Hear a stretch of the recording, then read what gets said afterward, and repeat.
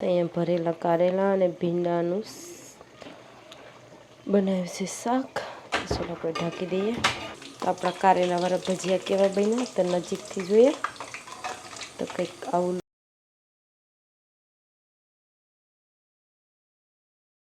રાધે રાધે, જય શ્રી કૃષ્ણ, હર હર મહાદેવ, જય સિયારામ અને જય માતાજી બધાને. કેમ છો બધા? અને નવા બ્લોગમાં સ્વાગત છે બધાને. ચાલો આપણે ઉઠીએ ને થઈ ગયા છે અને હવે જઈએ છે રસોઈની તરફ. ત્યાં લીધી હશે કારેલાની ચાલ અને મમ્મીએ ઓલરેડી કારેલાના ભરેલા કારેલા, અમે કારેલાના અવીજ્યા કે અને ભરેલા કારેલા બનાવીને ખાશે. અને મેં સવારમાં જ આવી ત્યારે જ મને કારેલું બનાવવાનું હતું, કેમકે કારેલા ફ્રેશ મસ્ત લાગે ખાવાના. તો અહીંયા મમ્મીએ દાળ બાફવા મૂકી દીધી છે અને આપણા રાઈસ પણ રેડી થઈ જશે. મમ્મી અહીંયા ધીમા ગેસ પર રાખો. તો આપણે અહીંયા કારેલા, તો અહીંયા ભરેલા કારેલા અને ભીંડાનું બનાવ્યું છે શાક. ચાલો આપણે ઢાંકી દઈએ. કારેલાની છાલ છે તો મેં એમાંથી જોઈ લઉં કાળી હોય કે ખરાબ હોય તો મેં કાઢી નાખા. ખરાબ હોય તો મને ન ગમે, એટલા માટે મેં અહીંયા એક ડીશ લઈ લીધી છે અને એમાં બધી થોડી થોડી નાખતી જાઉં. આવી બ્લેક હોય તે ખરાબ હોય તે કાઢી નાખું, કેમકે મમ્મીએ કાઢી છે પણ એમાં થોડીક ખરાબ પણ છે તો મને ન ગમે. તો આપણે ધીરે ધીરે તો બધી સારી છે. ચાલો મોટી ડીશમાં નાખી દઈએ. તો અહીં આપણે ભજીયા બનાવવા માટે 2 બટેટા લીધા છે. 2 બટેટા સોલી અને રેડી કરી નાખીએ.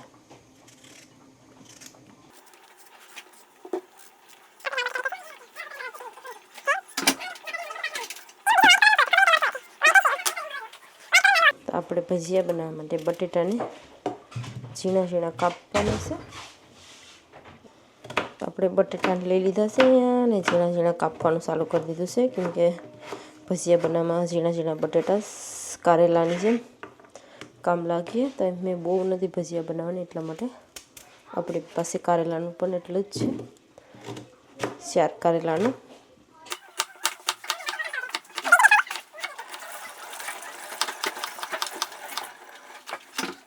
તો આપણે બટેટા ઝીણા ઝીણા કપાઈ જશે અને આપણે બધું ધોઈ નાખવાનું છે. કારેલા ધોવાના બાકી છે.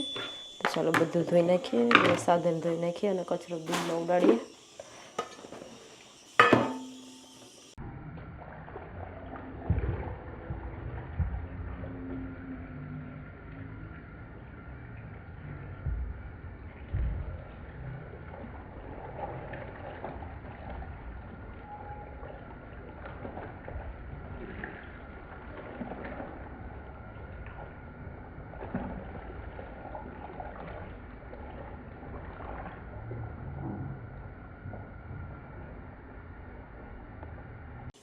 તો આપણે અહીંયા તીખા 2 મરચાં લઈએ છીએ, 3 હતા, એક કાઢી નાખીએ. તીખું વધારે થઈ જાય કેમકે થોડાક સ્પાઇસી મરચાં છે. તો આપણે એકદમ ઝીણા ઝીણા કાપવાના છે.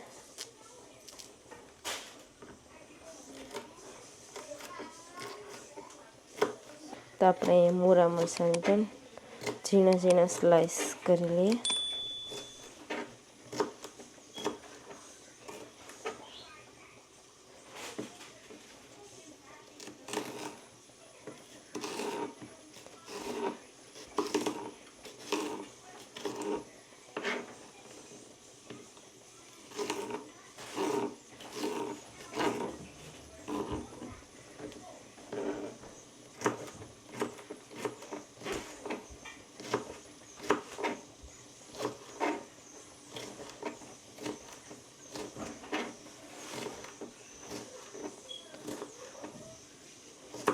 ચાલો તો મરચાં મોરાઈ ગયા, આપણે નાખી દઈએ બધાને.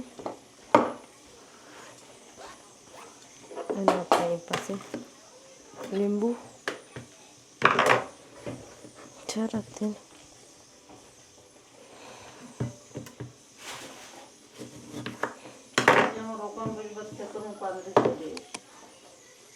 खा है कौन रोजड़ा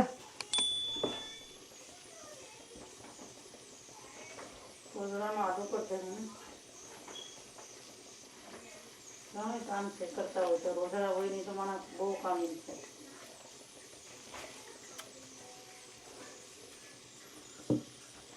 હવે આપણે મીઠું નાખી દઈએ તો અહીંયા મેં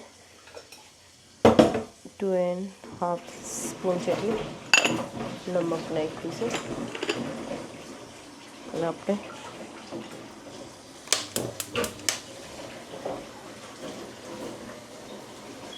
ઓઇલ ગરમ કરવા મૂકી દઈએ અને આમાં થોડુંક તેલ નાખી દઈએ ભજીયા સોફ્ટ બને એટલા માટે તો આમાં 1 સ્પૂન અને 1.5 સ્પૂન ભજીયાનો મસાલો અહીંયા છે બેકિંગ પાવડર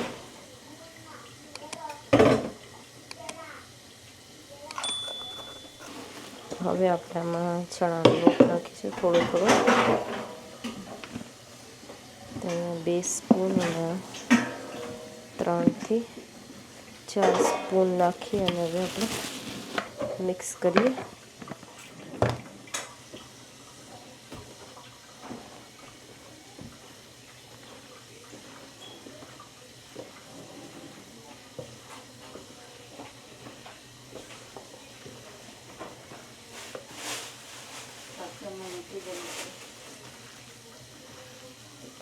તો જો આપણામાં લોટ નાખવો પડશે 2 સ્પૂન જેટલું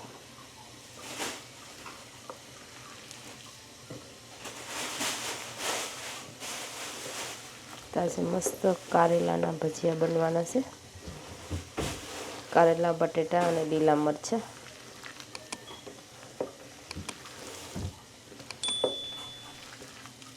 તેમાં આપણે પાણી નાખ્યું જ નથી તેલ અને જે કારેલાનો ચાલમાંથી પાણી વળ્યું હોય તે જ પાણી છે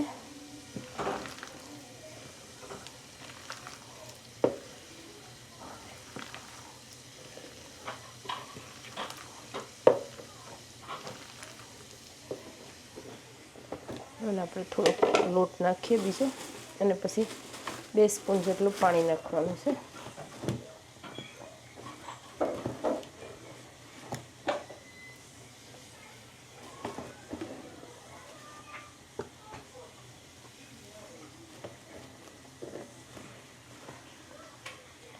તો અહીંયા મેં 3 સ્પૂન નાખી લોટ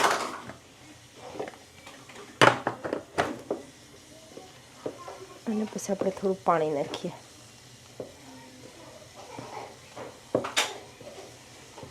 એટલે આપણા ભજીયા સોફ્ટ બને થોડા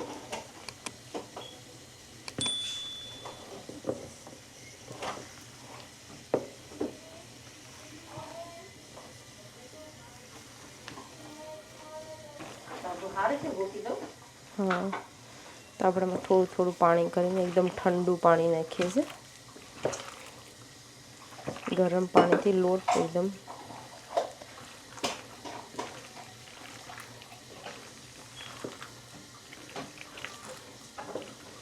પછી બહુ પાણી નાખવાથી પણ એકદમ સોફ્ટ થઈ જાય તો અહીંયા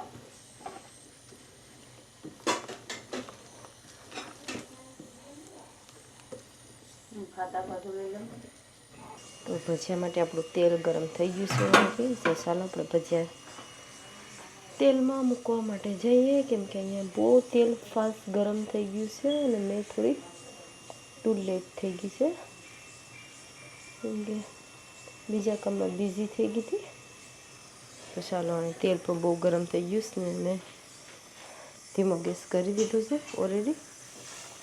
તો આપણે એક એક ભજીયાને મૂકતા જઈએ અને આને હલાવતા જઈએ. નકર ભજીયા તાત્કાલિક થોડુંક તેલ પણ મેં ધીમું કરી દીધું છે, લાલ થઈ જાય એના માટે.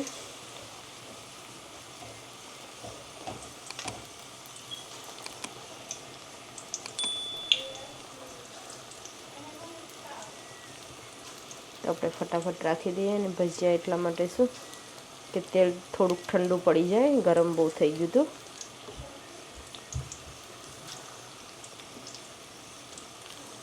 તો જેટલા આવે તેટલા આપણે ભજીયા, કારેલાના ભજીયા. ચાલો, તો આપણે મૂકી દીધા છે અને ધીરે ધીરે ફેરવી પણ નાખીએ.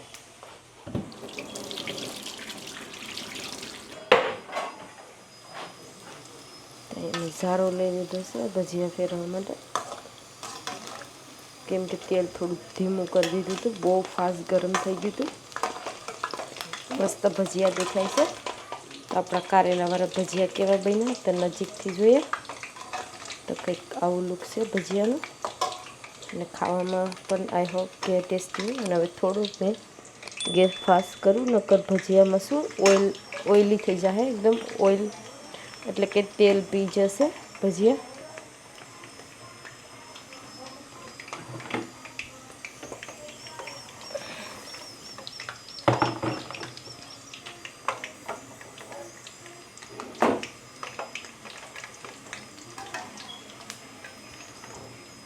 તો ફાઇનલી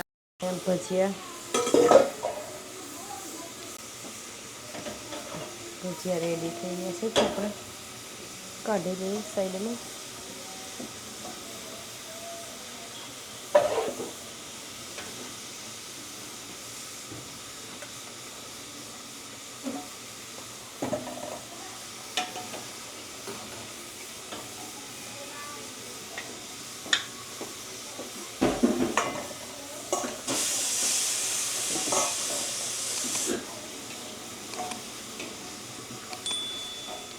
ફાઇનલી તો આપણી બધી રસોઈ રેડી થઈ ગઈ છે. અને આપણા ભજીયા પણ અહીંયા સાથે સાથે લાસ્ટ ભજીયા મેં થોડા ઝીણા ઝીણા કરી નાખ્યા.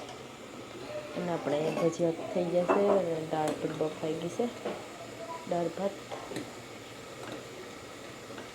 ચાય મારા માટે સ્પેશિયલ રાખી છે. અને આપણા જે પાંદડી બાફી છે.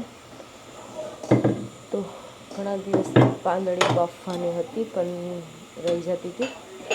તો આજે ફાસ્ટ ગેસ પર પાણી નાખી અને પાંદડી બાફવા મૂકી દીધી છે કુકરમાં. અને હવે આજે ચલો મેં બનાવું છું ચટણી પાંદડી માટે. જો તમે બધા બનાવતા હોય તો કહેજો. તો અહીંયા લીધું છે મેં એક લીંબુ. તો લીંબુ આપણે લીસવાનું છે, એટલે કે જ્યુસ કાઢવાનું છે લીંબુનું. લીંબુ કડક બહુ છે.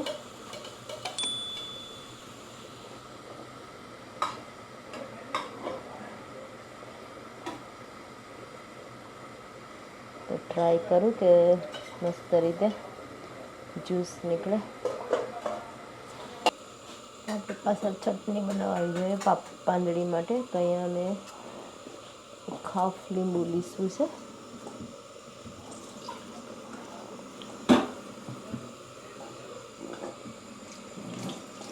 અને હાફ લીંબુ અને પછી તેમાં હવે આપણે લીધું છે અહીંયા પિંક સોલ્ટ. તમે કોઈ બી નોર્મલ સોલ્ટ પણ લઈ શકે.